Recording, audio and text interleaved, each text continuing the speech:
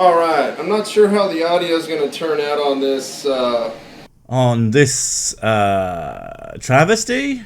Well, better than your visuals. And seriously, dude, why would you do 10 minutes of recording without being at least fairly sure that it's going to turn out alright? 10 minutes might not seem like that long, but doing that and then finding out it's unusable is a huge pain in the posterior. Hell, that's why I record in little paragraph long chunks. Makes my life easier and my videos slightly less terrible. What I'm saying is, if your content is worse than mine, what are you even doing? video, but what I'm basically throwing out here and others have deduced is that... Ooh, well, you already got me on tenterhooks, mate. I mean, look at the whiteboard. It's got like drawings and wordings on it. This is some nth tier sciencing right here. I'm sure he's about to give us something so profound and mind-shattering that the top of our heads will split open, leaving us gibbering messes, only able to proclaim his brilliance. Rockets don't work in space. I just... God damn it, you overheated him. Oh, gotta catch my breath. Clearly this man's brain hamster has died, because no live one would allow its person to say something so bafflingly stupid. We will have to look into getting a replacement for him after we're done here. What a terrible shame. Back to work. And it's really clearly evident in the parabolic flight that these rockets take. Well, I hope to crap you aren't talking about parabolic flights, a la the ones where they nosedive a plane to simulate weightlessness, because that would be odd. But looking at your mad skills diagram, you do seem to be talking about the flight path of a rocket with a parabolic trajectory, as in it goes into our upper atmosphere and then it comes back down. I mean, a lot of rockets do that, but that doesn't mean it's not getting into space, and certainly not that it can't get things into orbit, because, you know, we do that all the time, satellites, etc. And if you don't think those things are where we say they are, I would love to know how GPS and the like actually work.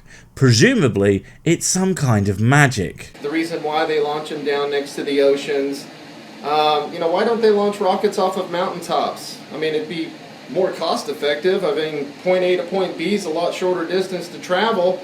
Have you ever climbed a mountain? How about getting tons of equipment, loads of staff, and the things they need for their upkeep? Let alone getting all that precious fuel, minus what you saved, up to the mountain would be, well, pretty expensive to do. Then, of course, a lot of mountains are inland, and you seem to have a problem with water for some reason, so I think we have to pick one that's centralized. Now, where are the stages of the rocket going to fall exactly? Do you know what might fix all of these problems? Now, hear me out. You know where it's really easy to get supplies to? Ocean, right? Literally anywhere by the sea. We got these big old boats that can transport all sorts of gigantic crap. Even fuel by the, get this, boatload. And what about getting people there? Well, you know who wants to live by the sea? People. That's who. Where do you want to live? Ocean, right? Ocean? No. And if I'm flinging things into the air, probably best to do it over some kind of large body of liquid. Now, where you gonna get one of those? Ocean. Ocean, right? No, Yeah. no. Yeah, What are you ocean. doing? So it's almost like just because it's a little less distance, there are many, many, many reasons why it actually works out as a terrible idea, if you think about it for even half a second. Alright, thinking. You need a hamster for that. But when you start realizing that the atmospheric pressure has everything to do with how these rockets function and move. I mean, I'm sure atmospheric pressure is taken into account, because, you know, it's there. But that doesn't mean that they literally can't work without it. I'm not sure if this is an argument you're actually making, but if you're saying that a rocket can't move outside of an atmosphere in the vacuum of space, well, I need to introduce you to Newton's third law of motion. You'll know it as, every action has an equal and opposite reaction. So if you fire off some jet fuel in one direction, it's going to push you in the other. It's science, business all. So what I have here and what I've drawn is, and I'm showing, is right down in here. I should get a pointer. Well, it looks to me like you've drawn a bunch of advertiser-friendly content. Shooting a stream of non-offensive liquid. Very scientific. Is that you've got a rocket, and they position it right next to the highest atmospheric pressure, which is the ocean, right? Ocean, though, right? No! So the Cape Canaveral right there, Houston right there in the Gulf, right? Always next to the body of water. Well, the reason being is because it's the highest atmospheric pressure. So why don't they just dig a big hole? If atmospheric pressure is so important, then having more air above and thus pressure around you would be even better, right? You get more bang for your buck when you're down next to the shoreline of the ocean. Seriously though, that makes no sense. How would high pressure make it easier to launch rockets? I mean, just you try swimming around at the bottom of the ocean. It's kind of hard, mostly because of the dead you'll be. Don't know if it's related, but higher pressure certainly doesn't seem to be helpful. So what they do is they launch these rockets. Obviously, they take a parabolic flight and disappear off into the distance, and you think they're out in space, traveling around. Oh god, that's your argument. You think that, what, space launches are faked? But, like, done anyway? Why? Why would they put all that effort and expense into something so apparently pointless? More so than any other hoax, this makes zero sense. Because what possible benefit would it be? We don't currently fly around in space, etc. We mostly just put things in space and mess around on the International Space Station. So why wouldn't we just pretend we had an easier way of doing it? Planes fly all the time. If we are gonna fake it, just pretend we have some wicked awesome space plane that does all this stuff. People would buy that easier than this nonsense. First of all, they've got you believing in magic fabrics and, you know, that the Earth's mass is depressing some kind of thing where everything falls into it like a magic fabric, right? Like a bowling ball depressing a trampoline. You're talking about gravity wells, right? As I understand it, that's not literally how it works. I mean, we still exist in 3D space, so of course this doesn't account for the many directions things could be moving in to escape gravity, etc. What this is for is to explain in a way that a human brain can visualize easily how it works. The more massive a planet, the deeper its well, and the more energy required to escape that planet's gravity. It doesn't mean that the only way off the planet is to go north or whatever orientation is shown. That would be stupid. You guys are not understanding that not every single diagram has to literally be how something looks. I bet you think that the moon is actually right next to the Earth, don't you? And in all reality, everything's functioning, everything's actually moving around with voltage potentials. And the Earth is essentially a huge crystal that vibrates, generating an electric field around it. You know, it gets harder and harder to do this bit of the video, but I always has the same physical effect on me when we get there. You say something completely insane, and I just sit here blinking at my computer screen, not knowing how to respond to that.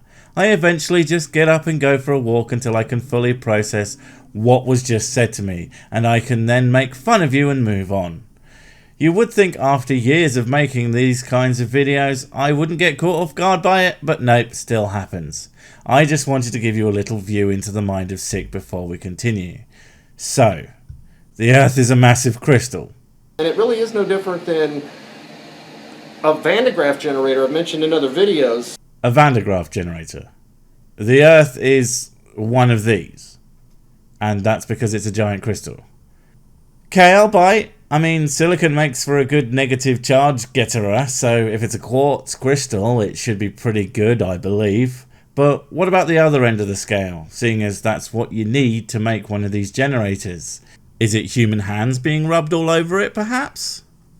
No, that seems unfeasible logistically. I know, it's rabbit hair, yeah? There's definitely billions of rabbits down inside the Earth, rubbing against its crystal core. It only makes sense scientifically. You know, storing a field around it as it builds up that friction. So really there is no... The magnetism comes after this pressure moves around. So Earth's magnetic field is not caused by motion of convection currents of molten iron in the Earth's outer core, but by some sort of giant crystal and the friction of something, we are assuming rabbits. Okay, fine. Prove it. Get yourself a study showing how this happens and how you know what is in there, either by inference or preferably digging down and actually getting some big chunks of crystal and a couple of sacks of rabbit, and put your evidence up against the established science. Hell, if you can find the crystals and rabbits, I'll be at least 50% on your side, just because rabbits are cute. Not as cute as hamsters, though.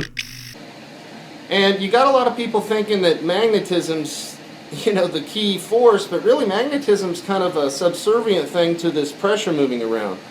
You only have the magnetism when the pressure's moving around, but once the magnetism's presented, it confines whatever's in that kind of material flow. Well, that was brilliant. I'm totally convinced now, and you know what it wasn't? Complete incomprehensible gibberish designed to sound kinda smart, but actually means absolutely nothing. No siree, Bob. Flows and magnetism, pressure, gotcha. And if you didn't understand that, then I think you need to get your thetans checked, or perhaps your chakras aligned, or some other BS I can't think of off the top of my head. And really, when you start looking at biological organisms like yourself and the veins and arteries and the lung network... Lung network? That reminds me. I've got to get mine checked out. Just a minute.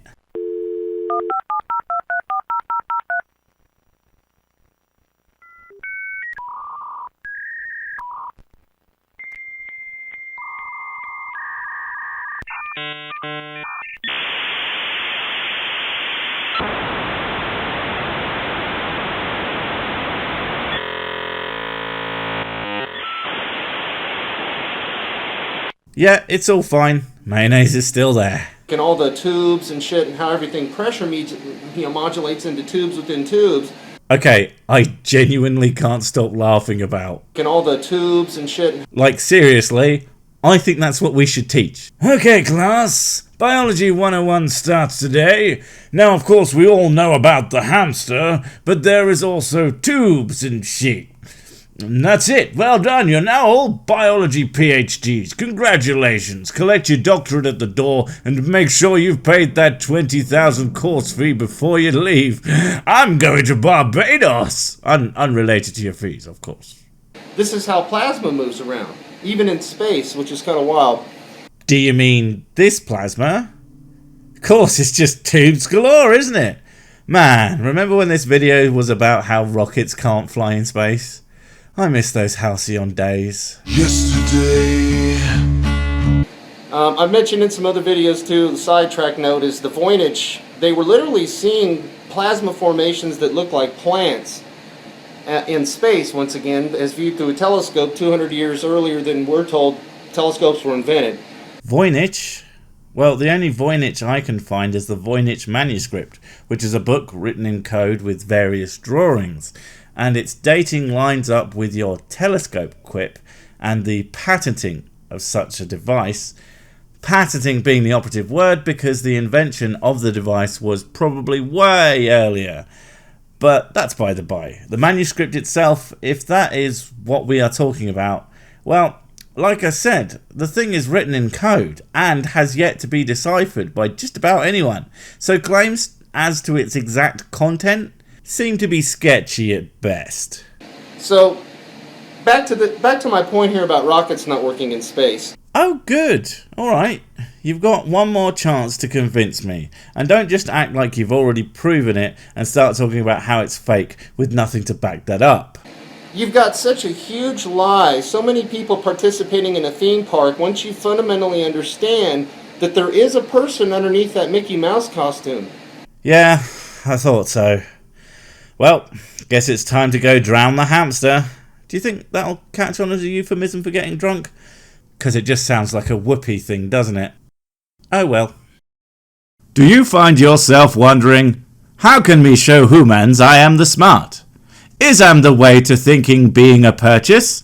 Well, to answer your incredibly poorly worded questions, yes, I think. Honestly, I have no idea what you want, but I'll be damned if I don't take this as an opportunity to sell you things. Like new improved Sick brand merch, now featuring the designer of almost all Sick brand merch. Right, the name's on the tip of my tongue. I want to say Cheryl Pringle? No, wait, it's Mrs. Sick. That's right. I always forget she exists. Also, handsome, famous, and good at the sex tease. Ampersand, not forgetting this pretty badass comic book style one that I would buy myself if I wasn't so poor. Sick brand merch, because we're tired of eating stray cats. Oh, there's one now. Get it!